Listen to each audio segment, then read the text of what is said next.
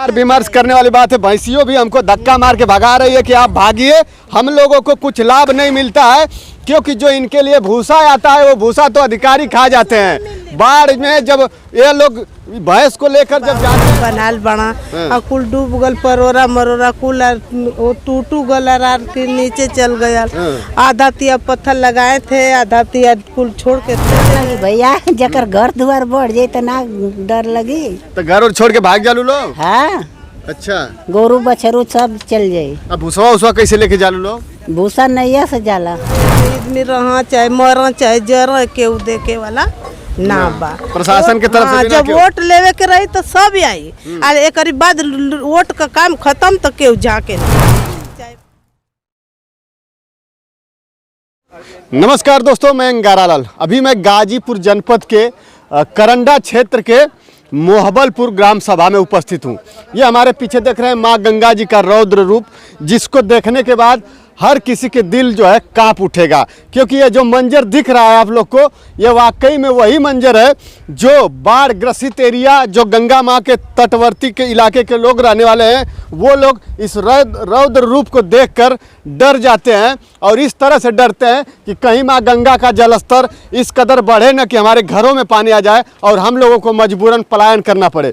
ये हमारे पीछे देख रहे हैं एक नाव है, जो कि पहले से ये लोग नाव चलाते हैं, और इनका ये निजी नाव है, क्योंकि हर साल प्रत्येक साल माँ गंगा का जल स्तर बढ़ाव घटाव रहता है। इसके वजह से ये नाव बना रखे हैं कि ताकि अगर पानी अधिकतम बढ़ेगा तो इससे इन लोगों को आने जाने में सुविधा होगी। और इधर थोड़ा बहुत आप लोग को दिख रहा होगा, यहाँ से हम कैमरामैन से चाहेंगे दिखा दें, यहाँ पे भी तमाम नावें रखी गई हैं जो अपने बचाव के लिए ये लोग जो है नाव किनारे पे लगाए हुए हैं। और माँ गंगा जी के बाढ़ से बचने के लिए थोड़ा सा यहाँ पे 2-4 घर जो है बहुत काफ़ी ऊंचा पे बना दिए हैं, ताकि पानी जो है इनके घरों में न जाए।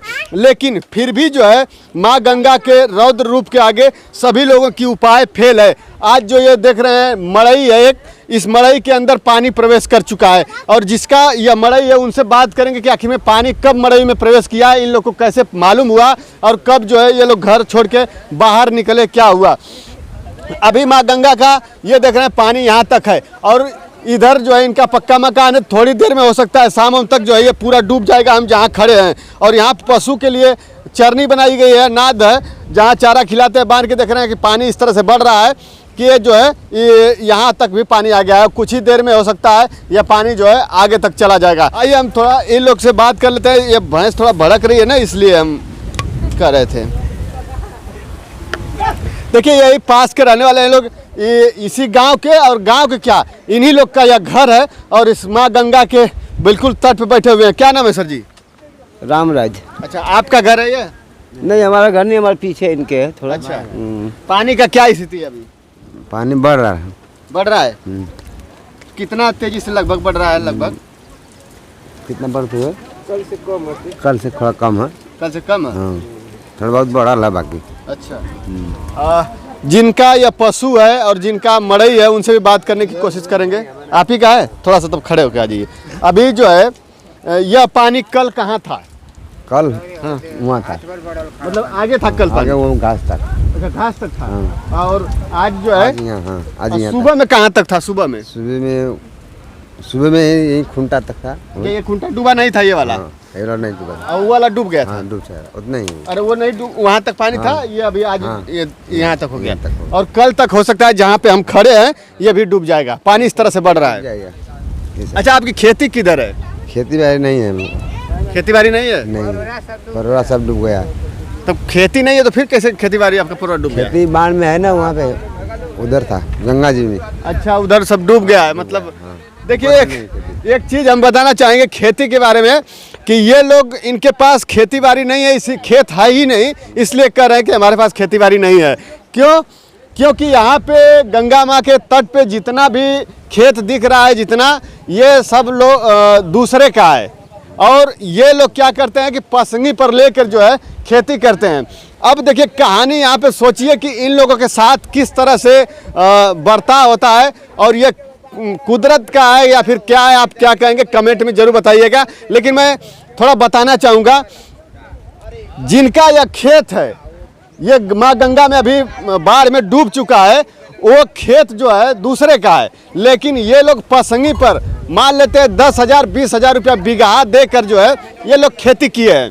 अब होता क्या है कि 10,000 रुपया देकर एक साल के लिए खेत ये लोग ले लीजिए, मान लीजिए 10,000 रुपया देकर एक साल के लिए ये खेत ले लिए और एक फसल बोए, दूसरी फसल बोने के कगार पे जो कि दूसरी फसल में फ़ायदा होगा, और दूसरी फसल परोरा की लगाए थे और आज माँ गंगा में समाहित हो गया, यानी कि इनकी 10,000 रुपया डूब गई। अब जो है जिसका खेत है उसे तो 10,000 रुपया मिल गया, लेकिन अब 10,000 रुपया लगा के जो आमदनी करना था इनको, वो आमदनी सब माँ गंगा में डूब गया।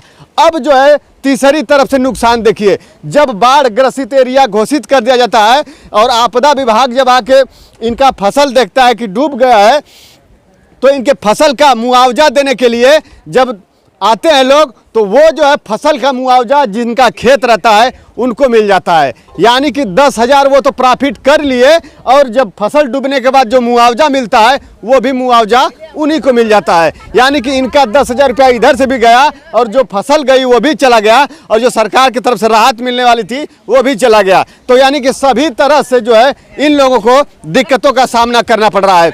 अब देखिए सरकार को सोचना चाहिए कि मौके पर जांच करें कि कौन किसका खेत बोया था, किसका खेत कौन पसगा लिया था, उनको जो है मुआवजा देना चाहिए।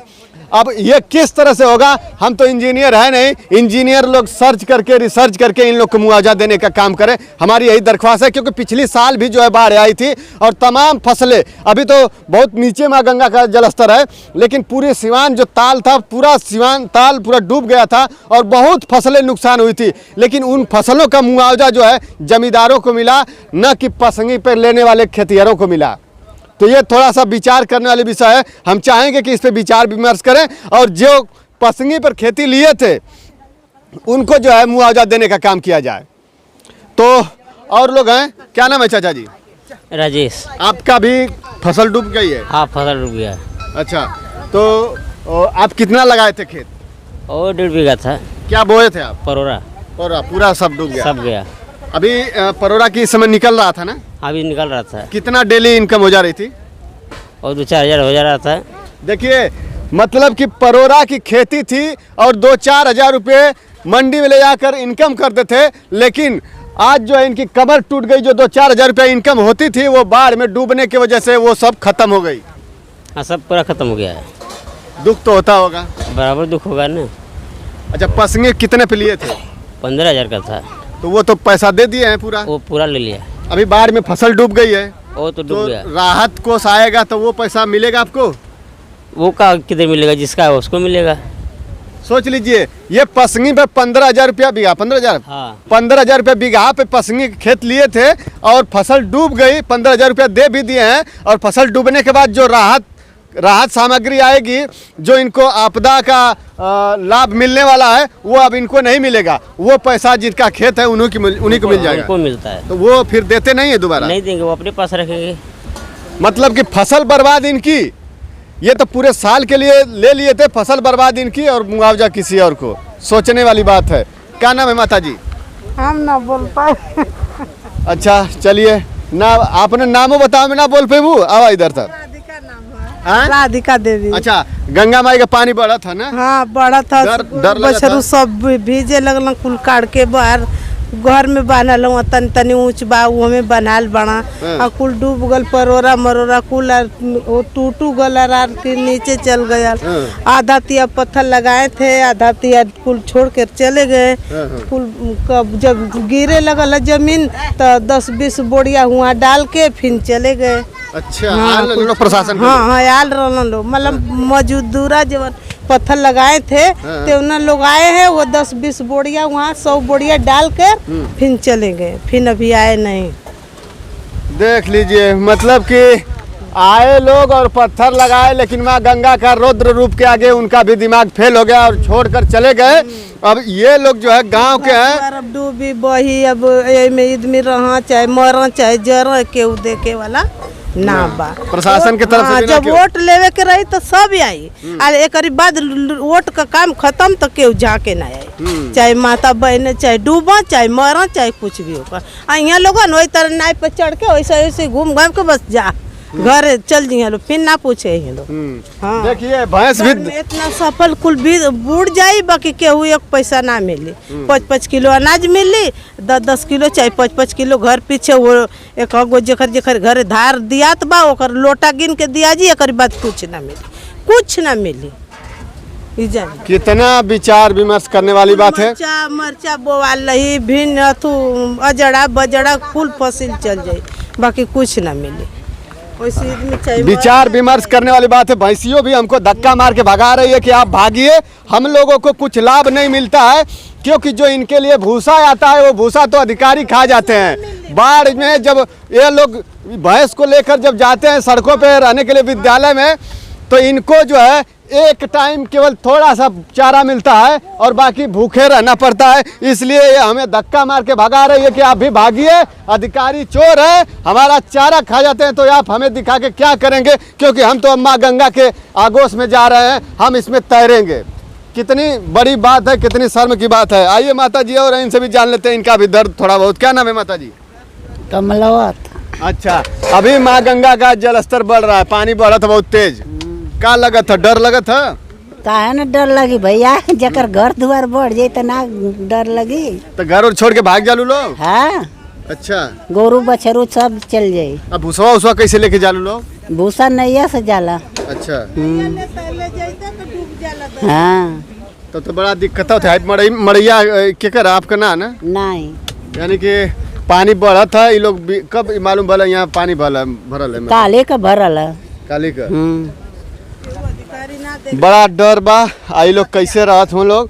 हाई देखा आवाज देखा, हाई देखिए मड़ई है, अब मड़ई के अंदर देखिए भूसा रखा गया है। ये देखिए भूसा इस तरह से रखा गया है, लेकिन अभी कैसे भूसा निकाल कर लेकर जाएंगे लोग, वही मतलब कठिनाइयों का सामना करना पड़ता है। और प्रशासन की तरफ से क्या लाभ मिलता है वो आप लोगों ने सुना ही देखा ही। आगे हम चल के और दिखाएंगे जहाँ के जो बाढ़ में लोग डूबे हुए हैं।